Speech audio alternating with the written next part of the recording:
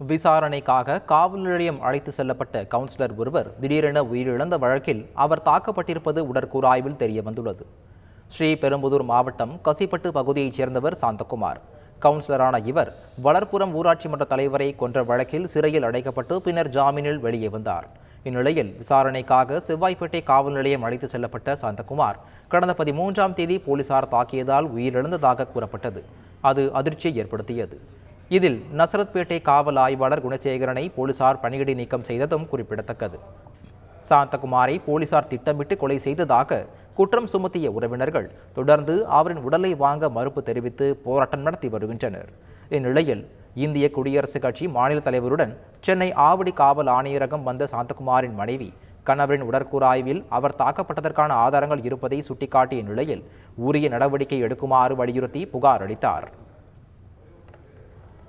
மருத்துவ அறிக்கையில் பார்க்கும்போது அதில் விரும்பத்தகாத சம்பவங்கள் நடந்திருக்கு. ஆனால் இப்போ இது நீதிபதியினுடைய விசாரணையில் இருக்கிறதுனால காவல் ஆணையரோ காவல்துறையோ தலையிட முடியாத ஒரு நிலை இருக்குது. ஆனாலும் பாதிக்கப்பட்ட குடும்பத்திற்கு நீதி காவல்துறை தருவதாக வாக்கு கொடுத்துருக்குறாங்க.